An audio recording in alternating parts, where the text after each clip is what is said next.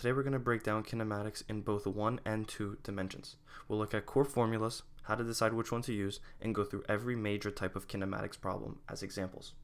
So let's start by identifying what kinematics actually is. Kinematics describes how objects move. It doesn't answer why they move, it just tells us how they move. It focuses on a few key variables. First, we have our d, which is our displacement. This is telling us how far our specific object is moving. This can be either the x direction, the y direction, or both. Then we have v sub I, which is also v naught, or v with a little zero. That is our initial velocity. So when our problem solving, when we're starting to observe our object, this is the velocity that we're starting at. Vf is going to be our final velocity. Our a is going to stand for acceleration. And acceleration is how fast or how slow our velocity is changing. Doesn't mean our velocity is changing, it can also mean our direction is changing. So acceleration is a change in velocity, whereas your velocity is a change in your speed. Our last variable is going to be a t, which represents time in seconds.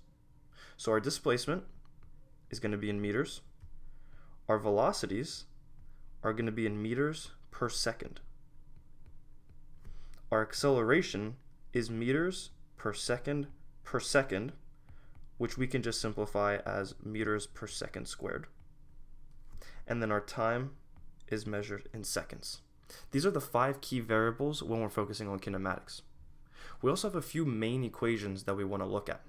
The first being Vf equals Vi plus At. So this equation, if we look at which variables we have, which ones we don't have, it appears that we do not have displacement. So if we're not given displacement in a problem, or there's no way to solve it, we can use this given equation to still solve for another unknown variable. A second one is d equals Vit plus 1/2 At squared. Now in this equation, we don't have a final velocity. So if we're not given a final velocity and we don't need to find it, we can use this second equation. And lastly, we're going to have Vf squared equals V initial squared plus 2Ad.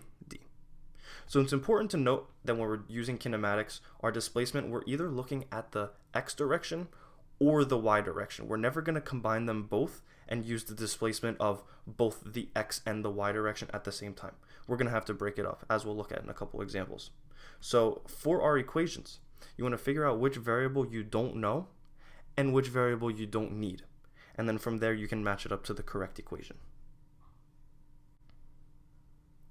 So let's look at an easy example. So it says a car starts from rest and accelerates at 3 meters per second squared for 4 seconds. They want us to find Vf and d. So we need to find the final velocity and the displacement. Since we have a car and we're accelerating, we're going to be going in the horizontal direction. So instead of d, I like to replace them with x's, just so I remember which direction I'm talking about. So let's write out a list of what variables we have already. It says a car starts from rest. If we start at rest, that means that our initial velocity is 0 meters per second. So we could say Vi is 0 meters per second.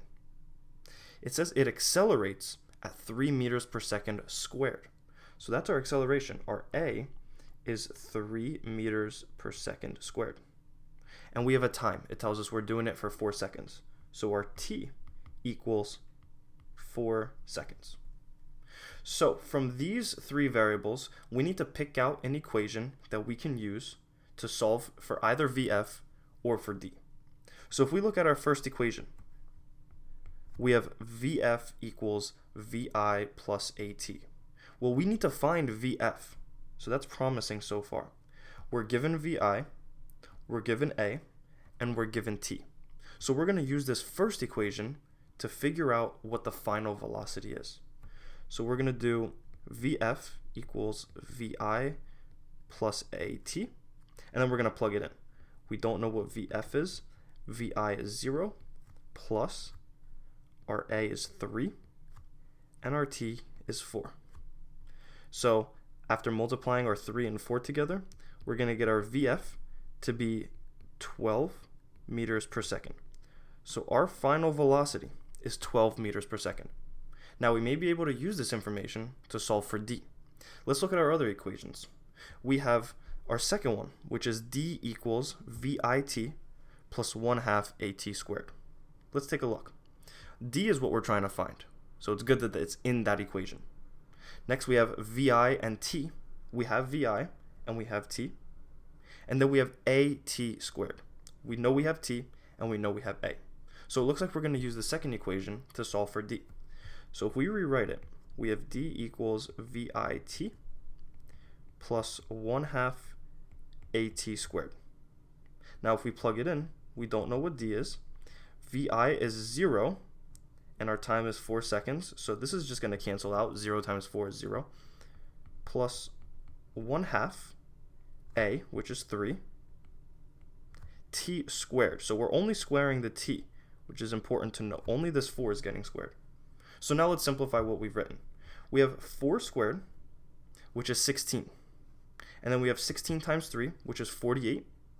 And then we have 48 times 1/2. 1/2 times 48 is just going to be, so D is going to be equal to 24. Let's look at a second example that revolves around the same topic. It says a bike moves at 5 meters per second for 6 seconds. Find D, which is the displacement. So let's see what we have. It says a bike moves at 5 meters per second. So our initial velocity is going to be 5 meters per second. It doesn't tell us that the bike is accelerating or decelerating, so that means that our final velocity is also 5 meters per second. Remember, acceleration is how fast our velocity is changing. Our initial and final velocity are the exact same, meaning that our acceleration is 0. So even though it doesn't explicitly tell us, we can infer that our acceleration is 0 here. And then we have our time at 6 seconds. So let's see which equation we can use to find D. If we look at our first equation again, we have VF equals VI plus AT. Well, we don't even have a displacement variable in there, so it's impossible to solve for it. If we look at our second one, we have D equals VIT plus 1/2 AT squared. We have D in this equation, and every other variable we have identified on the left. So we're going to use that. We're going to use D equals VIT plus 1/2 AT squared. Now let's plug in all of our variables. D equals 5 for our initial velocity, 6 for our time, plus 1/2. We found our acceleration to be 0, and then our T, which is 6 seconds, gets squared. So this whole second part we can just scribble out because we're multiplying by 0, so it's just going to 0 out. And our D, our displacement, is going to just be 5 times 6, which is 30 meters. We know this to be true and that the acceleration cancels out because we're moving at a constant speed for 6 seconds. So in our first second we're moving 5 meters, then a second we're moving 5 meters, then for the third second we're moving 5 meters until we get to 6 seconds. So after we travel, we're going to travel 30 meters. Let's look at a slightly different problem. It says a ball is thrown straight up at 15 meters per second. They want us to find the time it takes for the ball to reach its peak, what the maximum height is, and what its total air time is. So if we were to draw a picture, we have a ball, and we're throwing it straight up until it gets to a certain peak. They want us to find what that height is and how long it takes to get there. Well, if you think, if we throw a ball up, why does it slow down and eventually come to a stop? It's because there's gravity. So we have the initial push of the ball up, which is initially starting at 15 meters per second. But after that initial 15 meters per second push, the only thing that's acting on the ball is gravity. If this is the case, then the object is considered to be in free fall. When an object is in free fall, it is essentially in the air, and the only force acting on it is the force of gravity. Well, what is the force of gravity? The force of gravity is represented by a letter G, usually, and it's 9.8 meters per second squared. If you look at meters per second squared, it tells you that the force of gravity is an acceleration. So if we're looking in the vertical direction, and we're on the planet Earth, we're not in outer space, we can always assume, unless there's some sort of booster attached or an engine attached, that our acceleration is going to be 9.8 meters per second squared. Now, if you think of gravity, it's always pushing down, or pulling down, I should say. So we need to put a negative sign in front of this. So the force of gravity is a negative 9.8 meters per second squared pull back down to the ground. So now that we have this out of the way, let's look at all of our variables that we have. It says a ball is thrown straight up at 15 meters per second. So that's our initial velocity. Our VI is 15 meters per second. What is our final velocity? Well, for the first two parts, our ball is starting at the 15 meters per second, and its peak for a very, very small amount of time. Its velocity is going to be 0. At the max height, the velocity is going to be 0. It freezes for just an instant, and then the velocity becomes negative as it's coming back down to Earth via the force of gravity. So at the peak, our velocity is going to be 0. Since we want to know what our height is at the peak and the time is for the peak, that's what we're going to use as our final velocity. Let's see what else we have. A ball is thrown straight up at 15 meters per second. We want to find the time. So our t is unknown. Our max height, so that is going to be our displacement. Our displacement, or you can say y, is also unknown. All that's left is gravity.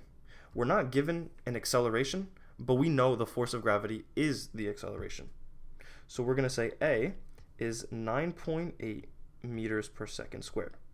Now let's see how we can solve for these two variables.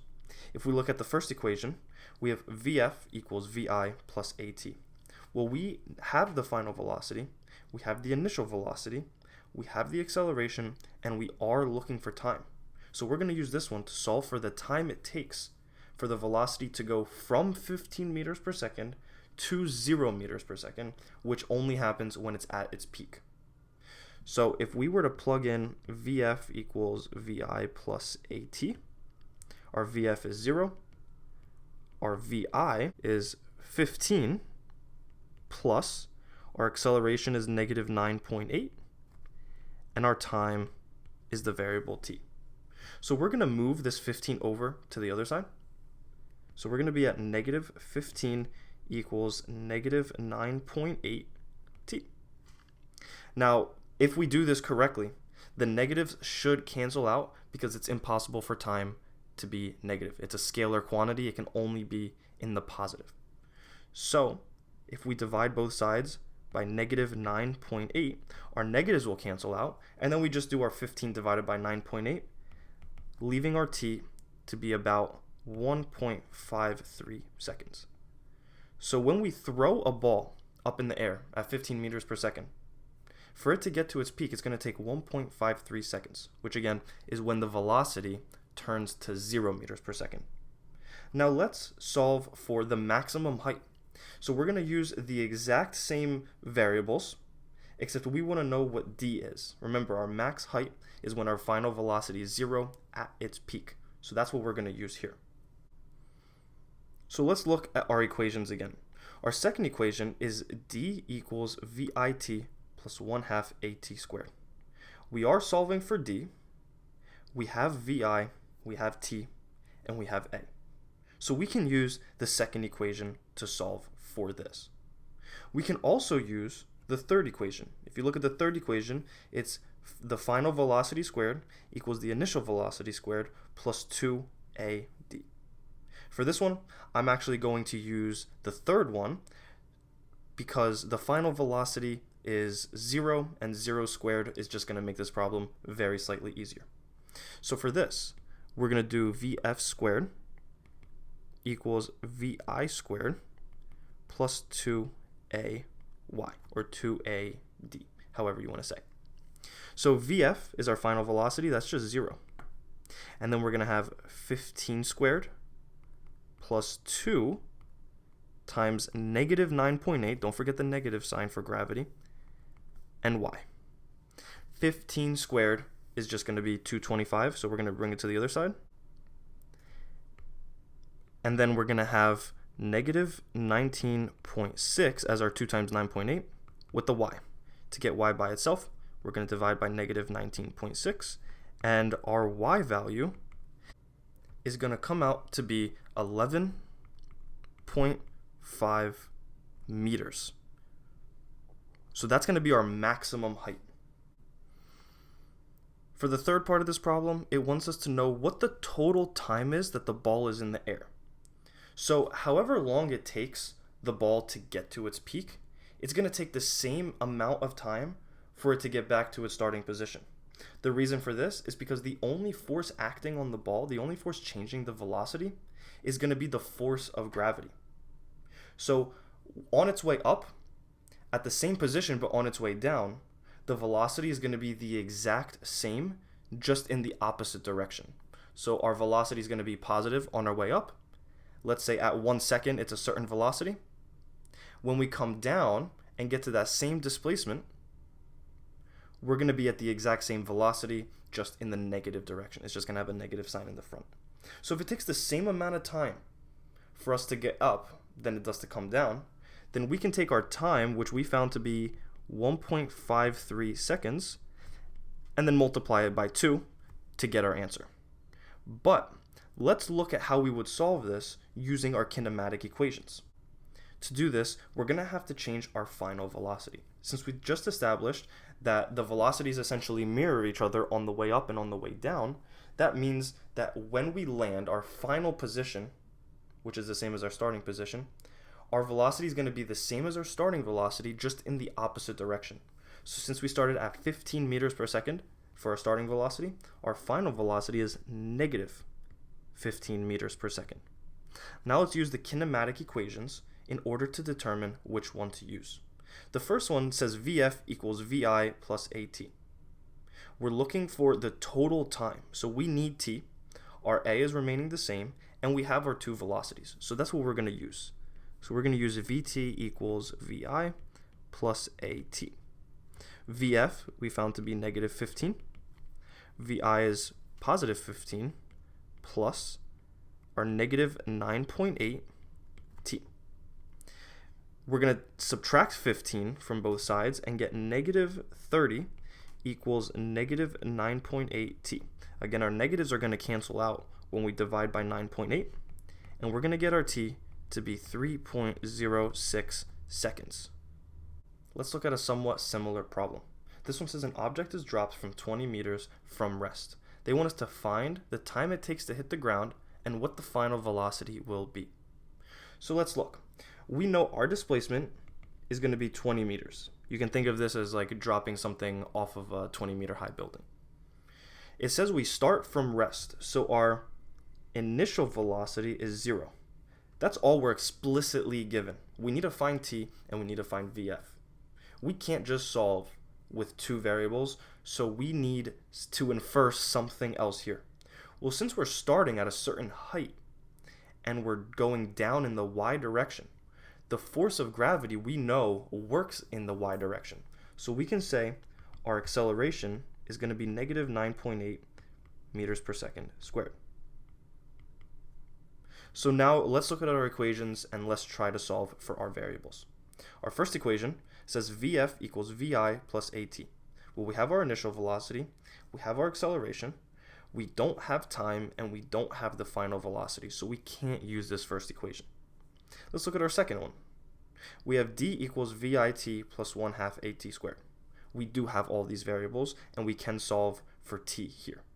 So our displacement is actually going to be negative 20, because we're starting at a certain height, and we're ending 20 meters lower than when we started. So our d is going to be negative 20, and that's going to equal 0, since our initial velocity is 0, plus our 1/2 a, which is negative 9.8, and then t squared. So 1/2 times negative 9.8 is going to give us minus 4.9 with our t squared, still equal to negative 20. Now we're going to divide negative 20 by negative 4.9 squared. That gives us 4.08 being equal to t squared. Now to get t by itself, we're going to have to square root everything, making our t equal to roughly 2 seconds. So if we drop an object at rest from a 20-meter high building, it's going to take exactly 2 seconds for it to hit the ground. Now let's solve for the final velocity. If we look at our first equation, we have Vf equals Vi plus At. We can use that, but what if we did something wrong with our time? If we use that, we're going to get an incorrect answer for our final velocity.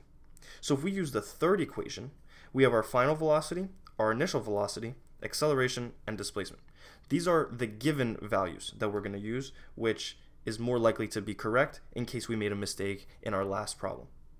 So if we have Vf squared equals Vi squared plus 2Ad, we're going to keep our Vf squared, we're going to replace our Vi squared with 0, and then we're going to have a 2 times negative 9.8 times negative 20.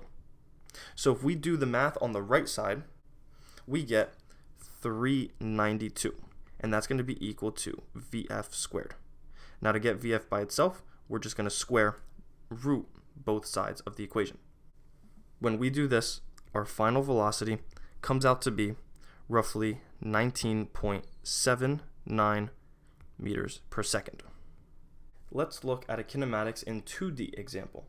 This is that a ball is kicked at 10 meters per second off of a 25-meter tall cliff. They want us to find the time it takes for it to hit the ground, what the overall final velocity is, and the horizontal displacement. So if we were to draw a picture, we have a ball up here, and we kick it at 10 meters per second, and it's going to fall and hit the ground at a certain point. So in doing this action, we're moving in the x direction and also in the y direction. So we have to split up our kinematic variables for the x values and the y values. So let's look at what variables we have. We know our displacement is negative 25 meters because we're starting 25 meters high and we're ending at essentially our ground level, which is at 0 meters high. So our displacement is minus 25. We went down 25 meters. What is our x displacement? Well, we're not given that, so we're going to put a question mark there. It says that our ball was kicked at 10 meters per second. Is that in the x direction, the y direction, or a combined? Well, if we're kicking a ball off of a cliff, we're going to assume that we're kicking it horizontally. It wouldn't make sense for it to fall off the cliff if we're kicking it 10 meters per second up into the air and it comes straight down. So we're going to say that our Vi for our y direction is 0. And then we're going to say our Vix is going to be our 10 meters per second.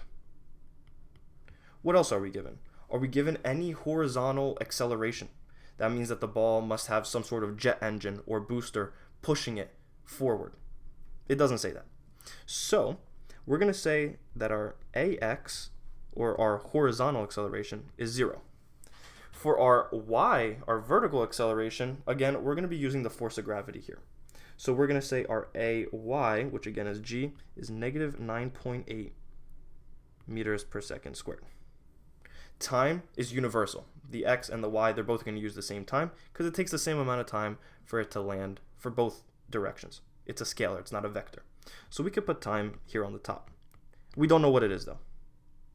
We want to know what our final velocity is.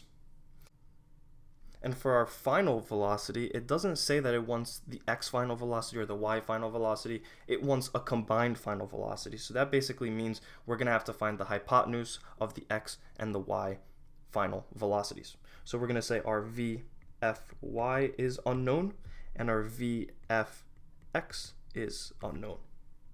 So if we look at all the variables that we've identified, we only have 2 that we know for the x, and we have 3 that we know for the y. That means that there's nothing we can do to solve in the x direction right now because we don't have enough variables. But in the y, we can, since we have 4 variables and we have 3 of them identified already. So let's look at our equations, see what we can find. If we look at the first one on the bottom right, we have Vf equals Vi plus At. We have our Vi, we have our acceleration, we don't have our time, so we can't find our final velocity. We can't use that one. Our second one is our displacement equals Vit plus 1/2 At squared. We have our displacement, we have our initial velocity, we have our acceleration. We can use this to solve for time. So let's do that. We're going to have our y equal to Vit plus 1/2 At squared. Our y is negative 25, and that's going to be equal to 0 since our initial y velocity is 0, plus 1/2 negative 9.8 e squared. So now what we're going to do is we're going to do negative 25 divided by our negative 4.9, and that's going to be equal to t squared. So we have 4.1 equals t squared, square root both sides, and we get the time to be 2.02 seconds. So it takes 2.02 seconds for the soccer ball to hit the ground. So now let's solve for any other variable that we need. So like I said, time is universal for both the x and the y direction. So that means that we now have 3 variables in our x direction, and we have 4 in our y. So now we can solve for things in the x direction. Well, it's asking us to find the horizontal displacement. That's in the x direction. We need to know what d is in the x direction. So let's look at our 2 variables that have that. The first one is going to be d equals Vit plus 1/2 At squared.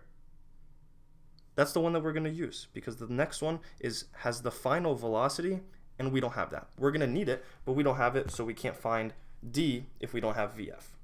So we're going to say our d, which is in our x direction, is our initial velocity, which is 10, times our time, which is 2.02, plus 1/2 At squared. Well, our horizontal acceleration is 0.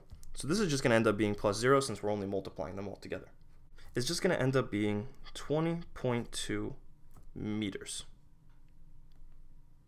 Now all we have to find left is our final velocity. This is our final velocity overall. So we're basically going to take our final velocity in the x direction and our final velocity in the y direction, and we're going to find the hypotenuse of that to find our overall final velocity. So since our horizontal acceleration is 0, that means that our speed is constant. So if we're starting at 10 meters per second in the horizontal direction, we're going to end at 10 meters per second in the horizontal direction. So we can say that our final velocity in the x direction is 10 meters per second as well. Since there's no acceleration, it's not going to change whatsoever. However, it's going to change in our y direction because we have that force of gravity pulling it down. So our velocity is going to change here. If we look at our equations, we have the first one, Vf equals Vi plus At. Let's see if that works. We need to find Vf, so it's good that it's in there. We have our initial velocity, we have our acceleration, which is gravity, and we have the amount of time that it's acting upon it. So that's the one we're going to use. We have Vf equals Vi, which we know is 0 since there was no initial velocity in the y direction. And we're going to add it to negative 9.8 times our time, which is 2.02 seconds. Our final velocity comes out to be 19.8 meters per second in the negative. The reason that it's negative is it's just telling us the direction that it's going. So since the soccer ball is going down, we're using up as the positive direction. It's just telling us that we're moving 19.8 meters per second in the negative direction, in the downward direction. So now let's find the overall final velocity. So we know our final velocity in the x direction is 10 meters per second. And we're going down 19.8 meters per second in the y direction. So the overall final velocity is going to be the hypotenuse of these. Just as a quick refresher, it's a squared plus b squared equals c squared. So our a squared we'll say is our 10 plus our 19.8 squared equals our c squared. Our c will come out to be 22.2 meters per second. So that is going to be our overall final velocity. Let's look at one more example of kinematics in two directions. This one, we're launching an object at 20 meters per second upward at a 45-degree angle. They want us to find the time it takes for it to hit its peak, what the maximum height actually is, and the total range. Our range is just going to be our displacement in the x direction. So let's see what we have. So if we were to draw a picture, we're launching at 20 meters per second at a 45-degree angle. We want to break this up into our x and y components. So that means since our angle is 45 and our hypotenuse is 20, to get our initial y velocity, we're going to do the opposite times hypotenuse, which is our sine. So we're going to say sine of 45 times 20 meters per second is whatever our initial y velocity is. Our initial x velocity is going to end up being our 20 meters per second, our hypotenuse, multiplied by the cosine of 45 degrees. So let's see what else we have. We know our acceleration in the y direction is simply negative 9.8 meters per second squared. And in the x direction is 0. It doesn't tell us that there's any booster attached pushing it horizontally. It doesn't give us any other information here. So we need to look for the time to get to the peak, the maximum height, and the total range. So the maximum height is our y displacement, and the total range is our x displacement. So we only have two variables in either direction, so that's not enough to solve. So that means that we're missing something. There's got to be something else that we can use to identify some sort of information. Well, if we look at the second thing that it's asking us for, it says it wants to know the maximum height. If you remember the free fall example with the ball going up in the air, the maximum height has a final velocity of 0. This is in the y direction. So we want to think of this example to find the max height as the exact same as finding the max height in the throwing the ball straight up example. If we're only isolating our y variables, we're only looking at the up and down, so it's as if we're just throwing it straight up in the air. So that means that our final velocity in the y direction here is going to be 0.